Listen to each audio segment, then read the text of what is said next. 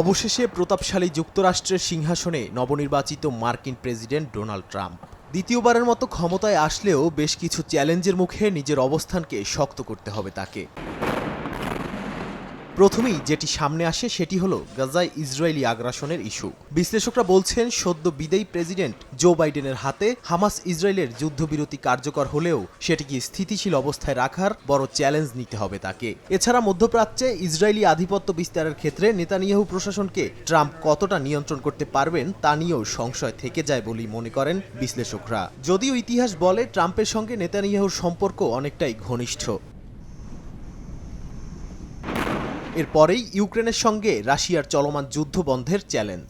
Trump আগে থেকেই বলেছিলেন ক্ষমতার শুরুতেই তিনি অবসান ঘটাবেন এই দীর্ঘ যুদ্ধের। প্রয়োজনে ইউক্রেনের কিছু অংশ রুশ প্রশাসনকে হস্তান্তর করে হলেও তিনি যুদ্ধ বন্ধ করাবেন। কিন্তু এখানে সবচেয়ে বড় চ্যালেঞ্জ হলো জেলেনস্কি প্রশাসন কোনো মতেই নিজেদের ভূখণ্ড ছাড়তে রাজি নয়। তাই কূটনৈতিক সতর্কতার সঙ্গে আলোচনা করেই এই যুদ্ধ বন্ধের চ্যালেঞ্জ নিতে হবে তাকে, এমনটাই দাবি করছেন বিশ্লেষকরা।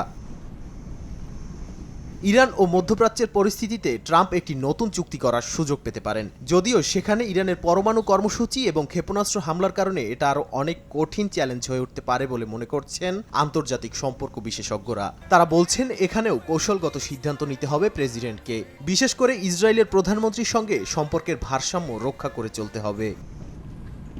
চীনের সঙ্গে দ্বিপক্ষীয় সম্পর্কেও তাইওয়ান ও টিকটকের মতো বিতর্কিত বিষয়গুলোতে ট্রাম্পের নীতি এবং কৌশল ভবিষ্যতে বড় ভূমিকা রাখতে পারে বলে জানান বিশ্লেষকরা। এমনকি চীন রাশিয়া সহযোগিতার প্রসঙ্গেও ট্রাম্পের সিদ্ধান্ত বিশ্বের অন্য শক্তির গতিপথে গুরুত্বপূর্ণ প্রভাব ফেলবে বলে ধারণা করা হয়। ট্রাম্প প্রশাসন চীনা পণ্য আমদানিতে 60% পর্যন্ত শুল্ক বাড়ানোর হুঁশিয়ারি দিয়েছে এবং অন্য দেশ থেকে আমদানিতে 10 থেকে 20% শুল্ক বাড়ানোর সম্ভাবনা রয়েছে।